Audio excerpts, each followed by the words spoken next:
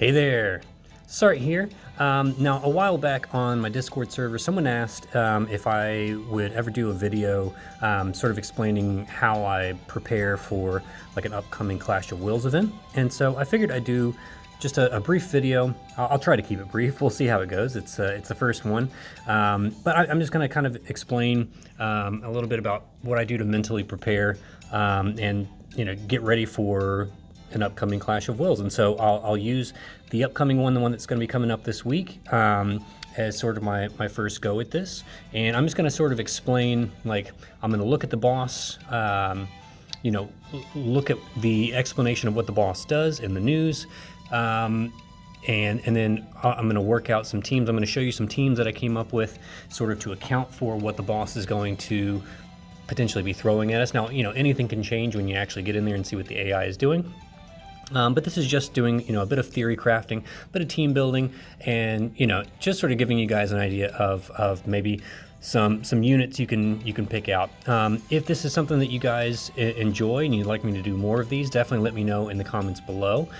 Definitely feel free to use this as a place to discuss other team ideas and theory craft. I think it would be really great if the comment section was just filled with people coming up with ideas and tossing ideas out there for teams and units and gear and things that could really help with the upcoming Clash of Wills. That way people could use it as a bit of a resource. So anyways, we'll start right off the bat. We'll get to the news. I'm not going to cover all the news here. Plenty of other great content creators that do all of that. Definitely recommend looking at like Sinzar or Gert. Those guys, they cover all the bases there. I'm just interested in Clash of Wills. So let's take a look at what this Clash of Wills boss is going to do. We've got Nabunoga. He is a demon and human, so immediately you want to start thinking about units that either have demon or human killer innately in their kit, or support units that bring really good demon and or human killers in their kit as well. Weaknesses are dark, fire, and ice. So again, in your mind you should be thinking, what units do I have that are strong with dark element, fire element, or ice element? Oftentimes people have teams that are really good with one of at least one of these three elements. So hopefully you've got some good units lined up that match up to one of these three elements. Now let's get to sort of the hints as to what the boss is going to do to us. So he's going to be using fire, ice, dark, and non-elemental physical attacks. It does not state whether or not they are AoE or single target. We should expect both, but those are the elements he's going to be tossing at us. So immediately you want to think about building teams that are going to be resistant to those elements, or we don't know if it's going to have we don't know if he's going to have physical accuracy. You might be able to get away with having a team with evasion, or like building a team with 50% evade and bringing a 50% accuracy down unit. That might be enough to get away with not needing any kind of elemental resists. We'll see. And then finally, non-elemental magic attacks. Now, anytime I see non-elemental magic attacks, immediately in my brain I'm thinking, okay, I'm gonna need a magic tank.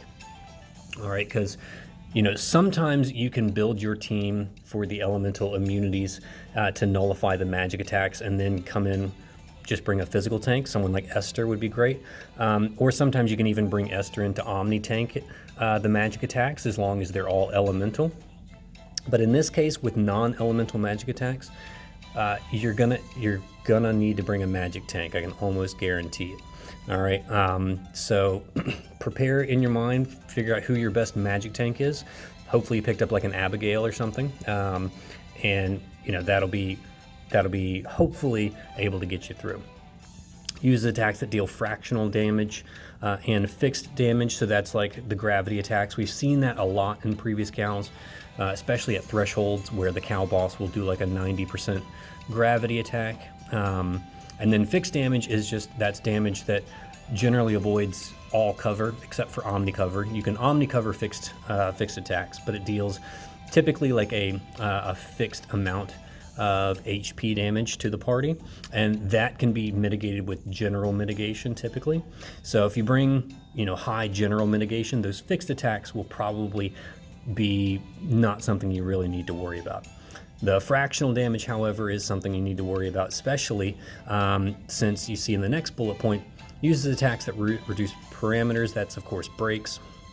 Restoration amount, that's a big one. So, you know, if the boss hits you with a gravity attack and then also hits you with restoration, you know, reduction, then it's going to be hard to heal back up from the gravity attacks, right? Now, if you got the new unit Curse of Immunity, Melissa, she has a very unique ability that can actually remove that, or rather it reduces the duration of that. And I think it reduces it by 5 turns. So as long as the restoration amount isn't longer than 5 turns, she can effectively remove it once during battle. So keep that in mind. And then, of course, it's going to do Elemental Imperils. It almost always does that. You can, if the boss does the Imperils on the turn before it deals elemental damage, you can always bring a unit that can remove Imperils, someone like Tsukiko. Ayaka can do it with her normal attack. You know, as a budget option, New Vision Awakened Euraisha can on-demand remove Imperils. So you have some options there to get rid of those.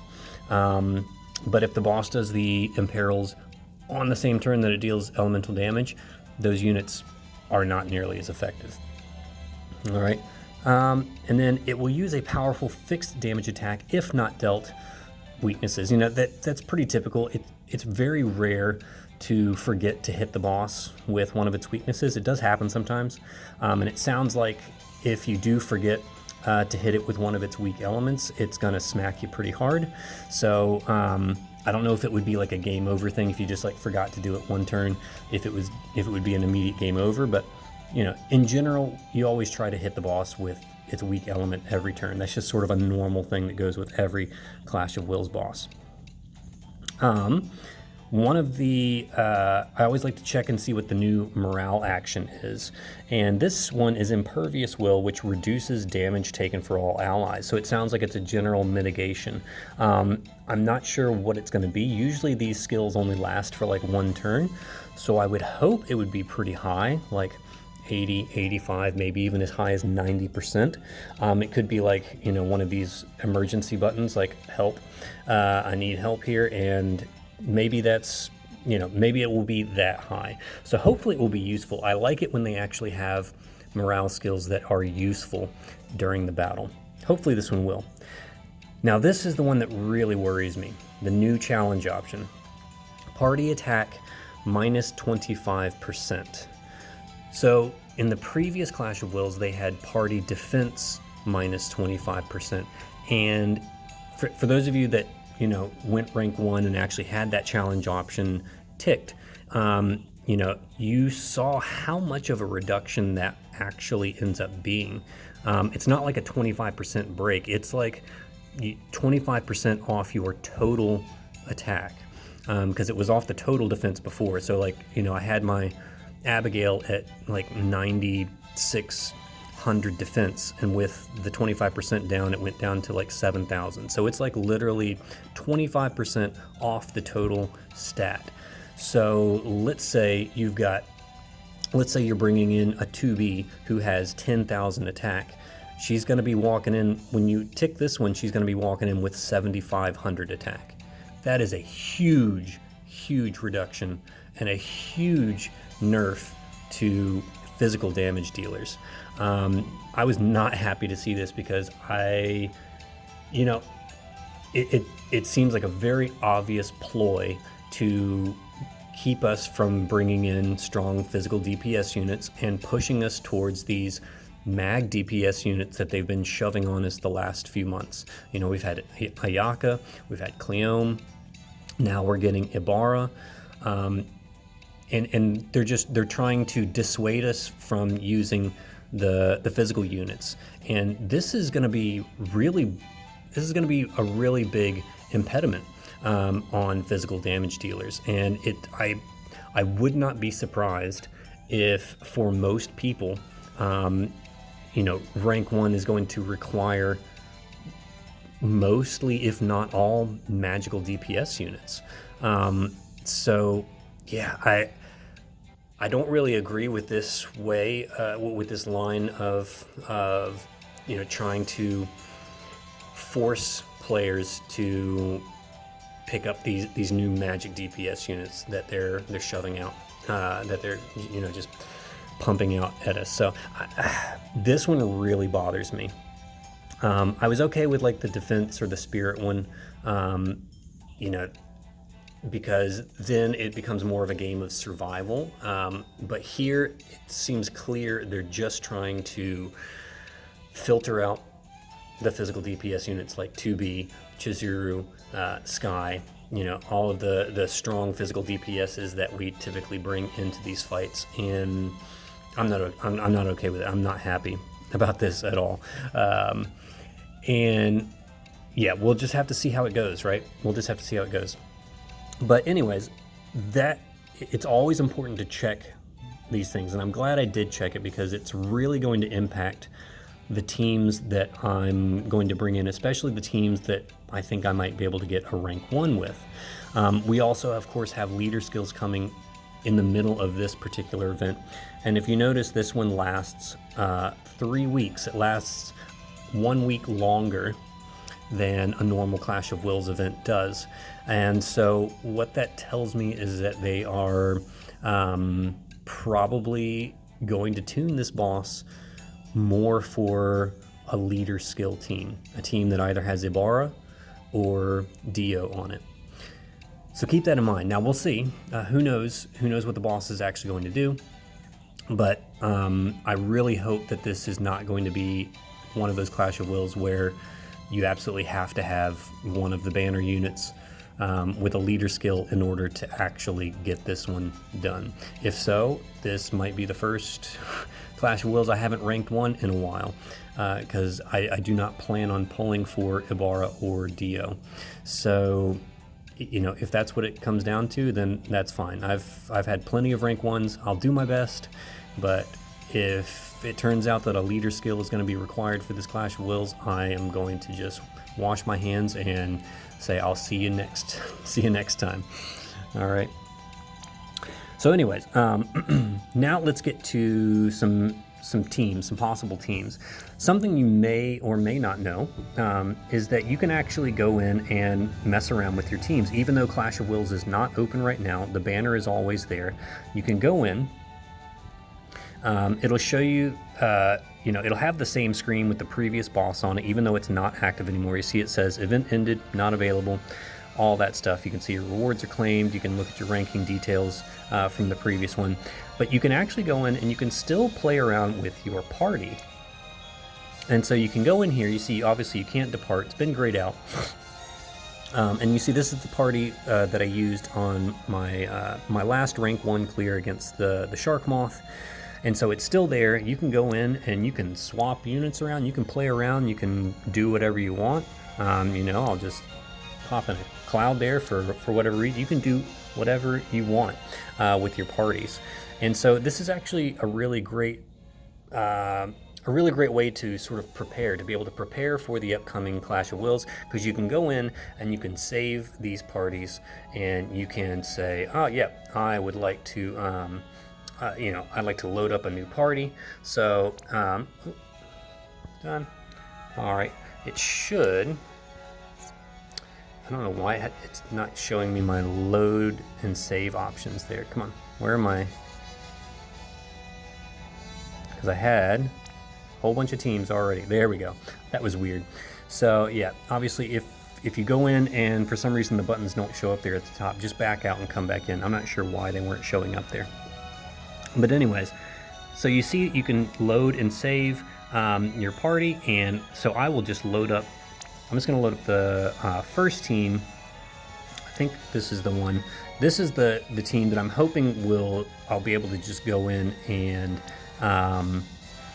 do like an FTKO all the way up to level 99, because I usually like to just try and find a team that I can just quickly blast through all the levels and unlock and get all of the rewards. And this is the team that I'm hoping will get me there. So we know that Dark is going to be the main weakness, which means it will probably have a 40% innate imperil to Dark. So Dark is going to be the best element to, get this done quickly.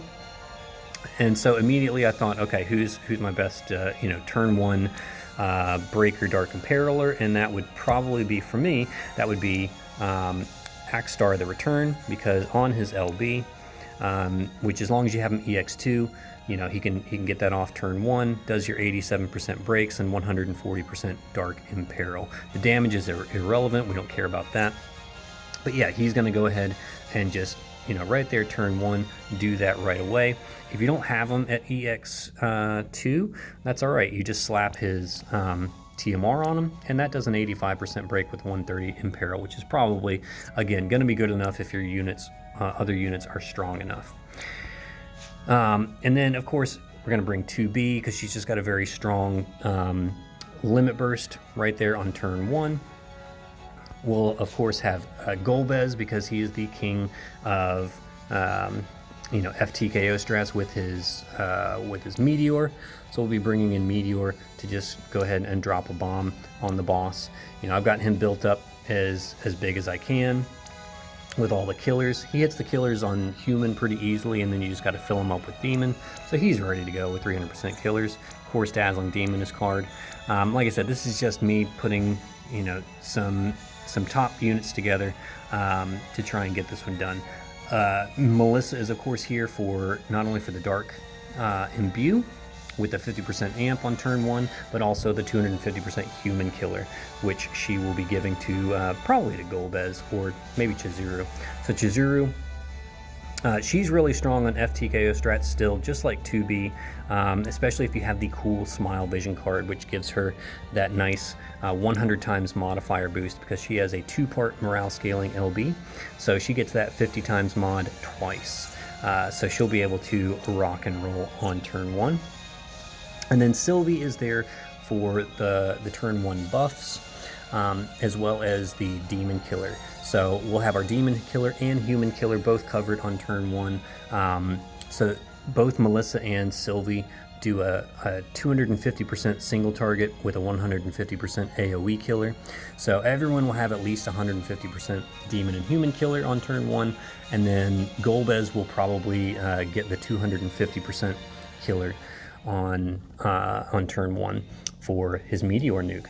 And so the hope is I can just have Axstar break, I'll have Chizuru and 2B chain it up, and Golbez will drop a Meteor bomb, and hopefully that will work, you know, pretty much up to level 99.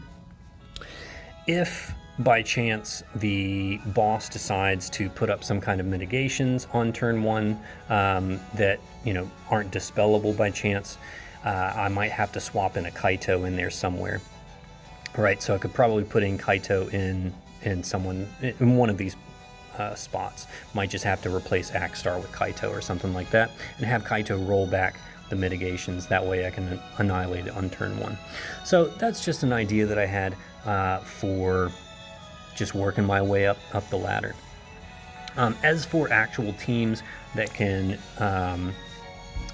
that might not be able to FTKO this, I always like to do a sort of a budget team as well, and I usually like to try and do like a more budget clear of just clearing up to level 99 before I start working on my rank 1 clears. And so here's sort of a more budget party that I had in mind. Bulwark is going to be really great on this one because he can provide the Dark Imbue for the party, as well as the Dark Imperil and Dark Amps for the party. He also brings a 200% Demon Killer as long as your morale is above 100%. And he's got a lot of nice utility and great utility skills in his kit. Golbez is of course going to be awesome for this one as well, because if you give him his Curse armor, which is his STMR that's upgraded with the Jet Black Curse, you will get that 100, starts off with 130% Imperil, but then goes up to a 150% Imperil starting on turn 4 with the 88% breaks. So Golbez is going to be a really great budget option, and you can see this is sort of the budget build that I typically put forward for Golbez. Jester's Claymore is a great budget weapon for him. 1 Magister's Ring for the chain cap up. And then again, just the Demon Killers is all he really needs if you put Diablos on him. And then Olivera's card for the for the MP. Now, I'm going to get to Olivera in a minute, because Olivera is actually could potentially be the MVP of this Clash of Wills, and I'll explain that when I get to the team where I have Olivera on it.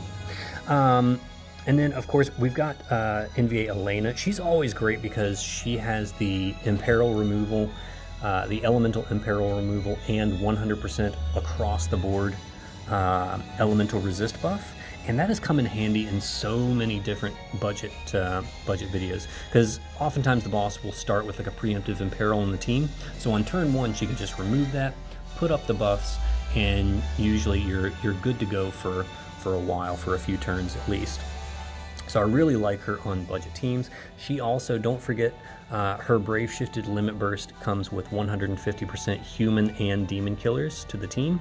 So she could be a potentially really great pick for budget options. Starlight Elena also has that 150% demon and human killer buff for the party, but she needs to be EX3. Cacteria is always great on budget teams because she's got great breaks. She's got the 89% breaks to any stat that you can use on her one-use Magnuses, and those last for 5 turns, which is usually long enough if you're just trying to clear the boss. Usually you don't need to take it any longer than 5 turns. So those breaks are really, really great, and she has 90% attack and mag breaks, which are great to increase your survivability. Beatrix is a really nice budget tank. And so, you can get her to be pretty bulky as a free, well, I say free, she's a 5-star unit that you can get with UOCs, and then you can use EX coins to get her to EX3 easily enough.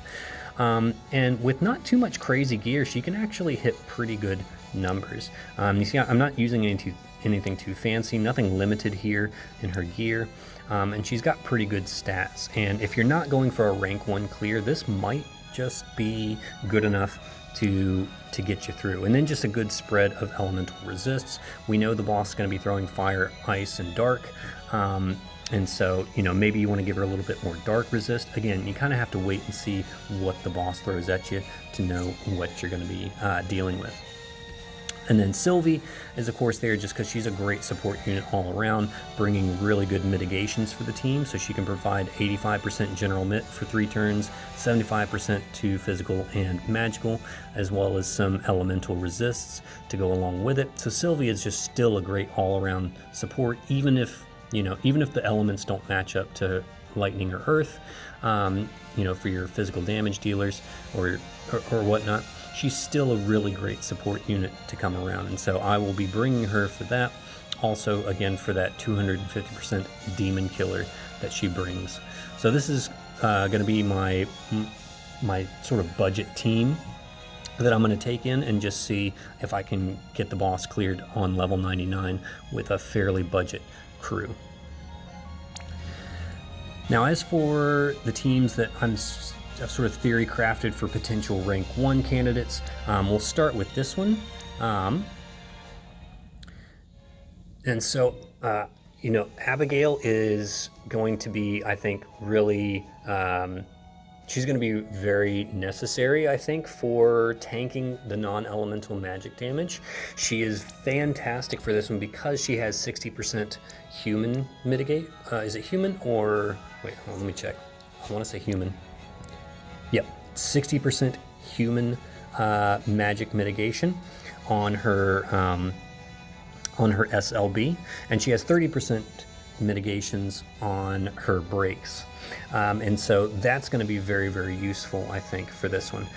So again, she hits some really, really good stats. I've only got mine at EX2. She would be even better at EX3. But this is just some general gear that I put on her. Of course, since I pulled for her, I got the special vision card that goes with her on the banner, and it's really great on her. And then, yeah, so just some general gear. I might have to do some shifting around and add a bit more dark resist on her, but you know, we've definitely got fire and ice covered on this build. So once I get in there and see what the boss is doing, I will undoubtedly have to shift a little bit of gear around and do a little bit of more building. Definitely put a blizzard orb on her though, because you want her to counter as much as possible. Not necessarily for the morale gen, because she does a lot of that already in her kit, but for the heals, especially after like a gravity attack. Okay, so keep that in mind. Her barriers will also help a great deal against gravity attacks, because gravity attacks do not affect your barriers. And so, you know, if you get hit, you know, with a huge gravity attack, like a 90% gravity attack or even a 99% gravity attack, your barriers will still be in place. And she puts up some hefty barriers, like 20 to 50,000 HP barriers. And so, you know, you're still left with all that barrier for the boss to chew through after your gravity attack. It's a very useful unit for this upcoming Clash of Wills, I think. Obviously, you see I've got 2B in there. My 2B is, of course, geared and ready to kill, loaded up on killers. Now, with that party break to attack, that 25% reduction to attack, 2B is probably not going to hit very hard. And I would say on this team, the obvious swap out would be like the new Olivera unit. However, I'm definitely not going to have an EX3 Olivera. You see my Melissa isn't even EX3. She will be EX2 after maintenance when we can buy her shards in the VIP shop, because I am only 50 shards away from getting her to EX2. So as soon as the VIP shop opens with her shards in it, I'm going to buy those up and I'll have her EX2 ready for day one of Clash of Wills. So this team will have the full 16 stars.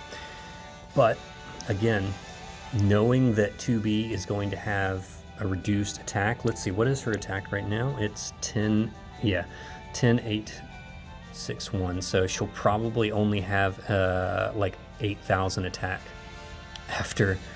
God, that's going to hurt. Man, that's going to suck. So yeah, my 2B is going to only have around 8,000 attack with that 25% attack reduction. That is going to hurt, and she is not going to deal nearly as much damage. Maybe it'll still be enough. I don't know. You can see I've got Olive and Golbez in there. They will not be affected by that. So Golbez and Olive will still be able to deal, you know, their maximum potential damage. Olive, I'll show you her build real quick that I have for her. So some Clash of Wills gear in there, of course, high mag gear. Supreme Victor, I know that one's a limited one, but you know, you do what you got to do to get it done. Executioner Plus for the 100% human killer, because that's the one where she kind of slacks. This one is great because this one has, is it this one? Yeah, 100% demon killer on it. So that helps a great deal with the demon killer. But with this build, she is maxed on demon and human, maxed on LB damage, ready to rock and roll. All right, and so my Olive is going to be prepped and ready to go. This is obviously a dark team with Golbez and Melissa on the team, so I'm very excited to use the new Melissa unit. I think she's going to be really great.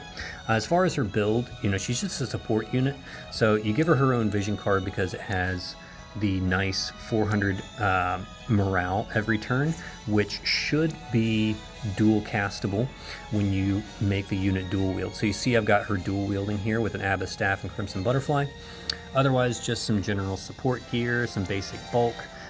Might have to give her a bit more elemental resist, but the nice thing about her is that she can also add dark to the boss and allow the team to absorb dark. She actually has two abilities. There's another one that's tied to Clash of Wills. It's restricted to Clash of Wills only, and it actually lasts for 3 turns. So you can potentially have 4 turns where you're going to absorb everything that the boss does to you. So I'm not too concerned about the physical attacks with this team. We also have Kaito there, who can do a 50% accuracy reduction on the boss, and as long as everyone else has at least a little bit of evasion, then we can potentially get around that. Kaito can also give the party some Mirage. 2B can also give the party some Mirage, and we also have all of the the mitigations and barriers from Abigail. So I'm feeling fairly confident. I'm not too concerned about the physical attacks on this team. I just, got to make sure Abigail covers the magic damage, right? So I'm hopeful that this team will be able to get me through. We'll just have to wait and see. You never really know for sure until you get in there and you see the boss's AI. But this is just a team that I came up with to see if this is going to get the job done. Obviously, 2B is going to handle the human killers. Melissa is going to handle the human killers. Kaito will handle the demon killers on this party. So Kaito gives the party 200% demon killers, and Melissa does the 250% single target, 150% AoE for the party. So we should be good on the killers. Golbez is going to be there handling the breaks and the Dark Imperil. Melissa's got the amps. Hopefully this will be enough to get us a rank 1 clear. Maybe not though. We'll see how they tune the boss. If they tune it to where leader skills are necessary, this team is just not going to do it. Another team that I had in mind. All right, just some different units. So Olivera. Olivera is potentially going to be a huge MVP on this one. And the reason is because of Melissa. Melissa has an ability in her kit, Seconds of Support. I'll show it to you real quick. Where did that one go? Seconds of Support. There it is. Seconds of Support. So the 400% all stat buff, that's whatever. 300% LB damage boost, that's nice. But the LB mod boost is what's going to send Olivera up to the stratosphere, right? Because you can see at full morale, this thing goes up to a 60 times mod boost. Olivera has a 4-part morale scaling limit burst. It has 4 parts, all right? 1, 2, 3, 4. It's a quad Chaos Wave Awaken chain. And it starts, when you have 200% morale, it starts at a 535 times modifier. So when Melissa does that 60 times mod, that gets quadrupled. So that's 240. So that's now a 735. 775 times modifier right there. Okay, so this guy is already going, like right there, he's got an LB mod that's right up there with everybody else. Now, if you add in Sylvie, right, you notice we've got Sylvie on the party. Sylvie's Brave Shifted LB. All right, if I show you the Brave Shifted LB, also does a mod boost that goes up to 60% on morale boosted, goes up to 30%, 30% on morale scaling mag-based damage. So, and that gets quadrupled as well. So that's another 120. So he's looking at an 895 times modifier with these 2 units on the party. And since their killers match up so nicely, you can have Melissa put the human killer on Olivera. Sylvie does the demon killer on Olivera. And then, yeah, his LB will just hit super hard. You could go a step further. Now, I don't have it equipped to him right now. All right, I've got this one equipped to him right now for the killers. But you could go a step further and put the Cool Smile vision card on him. And that would add another 200 times modifier for a total 1,095 times modifier. Now, that would only be for the first 5 turns. So if you're doing your damage cap turn within, by turn 5, then you've got it. You're golden, right? And that could be the difference. He could seriously be the unit that sees a lot of use in this particular Clash of Wills. And I really hope so, because Olivera, he's had sort of a bit of a checkered past. He was terrible on release, and then he got some buffs in his IA that made him pretty good for a bit, but then he fell off again because he's dark locked. He's a dark locked mage. This might be his chance to truly shine in a Clash of Wills, and I really hope that it works out. I'm very, very excited to try it out. I don't know if this team is going to be rank 1 viable, especially if leader skills are required. But you could use this team potentially. If your Abigail's EX3, obviously swap her out. I just had to have Seymour in there because he's the only magic tank that I think would be viable for this fight that I have to EX3. I'll show you his build in just a second and why I think he might actually be viable. But yeah, I think 2B is going to be the one that sort of hinders this team, unfortunately, with that attack reduction. If you did go all in for Ibarra and make Ibarra EX3, then you could slot her into 2B slot here, and I would be willing to bet that this team would do very, very well in the Clash of Wills, because Olivera will almost certainly get a dark tag and thus would get a 550% mag buff from Ibarra. All right, keep that in mind. Olivera could be the unit to watch for this Clash of Wills. Now, Seymour, you may be wondering, why is Seymour here as your mag tank? A couple of reasons. For one, he can quad cast Darkga to chain with Olivera, and so you see I gave him Aranya's Ring for that quad cast. But he also has on his SLB, he does have 60% magic and physical human mitigation, and so he might actually be viable. I think those first 3 turns are going to be kind of rough, but as soon as you can get off his SLB for those mitigations, he might actually be viable for this Clash of Wills. I'm not really sure. Again, we're going to have to wait and see what he does, but he hits a pretty decent stat line for, you know, an NVA. His elemental resists are going to need some work, as you can see, but we'll kind of tweak as we get in there. But yeah, he's not a terrible magic tank. Will he be able to stand up to what this boss throws at us? I don't know. Maybe not.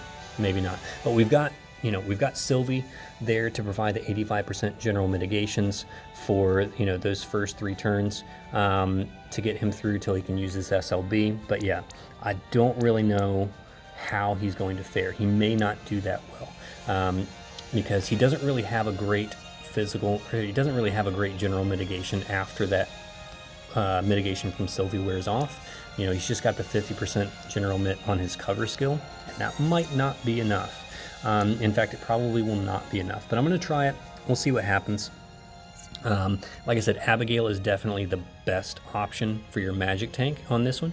You might be able to use Chow on this one, but I think Abigail is obviously going to be your top choice for mag tank on this particular Clash of Wills. But yeah, this is just another team idea that I had.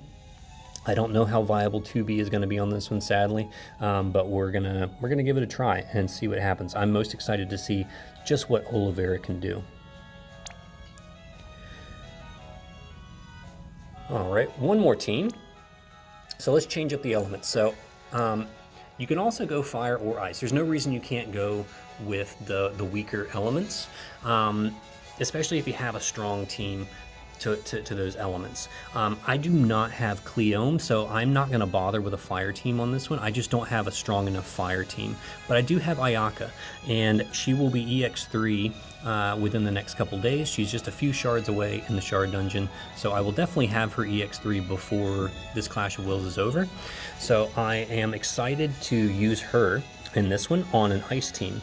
And since this boss, you know, apparently, since Gumi wants you to use magic damage dealers on this one, this might be the team that I have to go with in order to get my rank 1. Again, I might have to swap 2B out and put somebody else in. I might put Golbez in, or X-Death, I don't know. But I might have to take out the physical damage dealers entirely. But this is another team that I could potentially work with. So obviously, if you're bringing Ayaka, you want to bring Fryevia, because you need that ice support. She's going to bring the breaks, she's going to bring the ice imbue, amps, ice field, all of that. And then Ayaka will be there for the big burst, the big magic damage. Olive, of course, going to be there for magic damage, bringing Abby for the tank, Sylvia for the support, for the killers. 2B might have to get swapped out, you know. But this is just another idea if you wanted to go with an ice team. And this is something that I was thinking about. And I think that might be the last team that I built. Did I build another one? Yeah, no, that's just my FTKO team. So yeah, so that's the last team that I sort of had in mind. Again, you could, if you had Cleome, you could definitely do a fire team, I think. If you're planning on building a Bara, you know, dark I think is going to be the way to go. I think I'm going to have to go dark. But this ice team, if I swapped out 2B, this ice team might actually be the way to go as well. We'll just have to wait and see. Like I said, these are all just, you know, just theory crafting, doing some team building, putting some ideas out there, thinking of the units that will be useful or could potentially be useful in this current Clash of Wills. And these are the ones that I think are going to be the most useful and that you're probably going to see on a lot of teams going forward, right? But again, if you didn't know that you can go in and play with your teams, this is a really great way to just sort of get prepared, save some teams, and try some things out once it actually starts off. So hopefully this was helpful to you guys. If it was, definitely let me know in the comments below. If you really liked it and you want me to make it sort of a regular thing for each Clash of Wills, I'd be happy to do that. Just let me know in the comments below what you guys think, and if you have any suggestions. Like I said, this is the first time I'm doing anything like this. If you have any suggestions for how to clean it up or how to better organize it, or anything that I didn't cover that you wish I would, definitely let me know in the comments below, and I will work on tweaking this to making it you know, something that's more convenient and better for everyone out there. So thank you guys so much for following me. Thank you for watching. Good luck on Clash of Wills this week. Good luck on your polls if you're going for a Bara, and I will see you on the other side.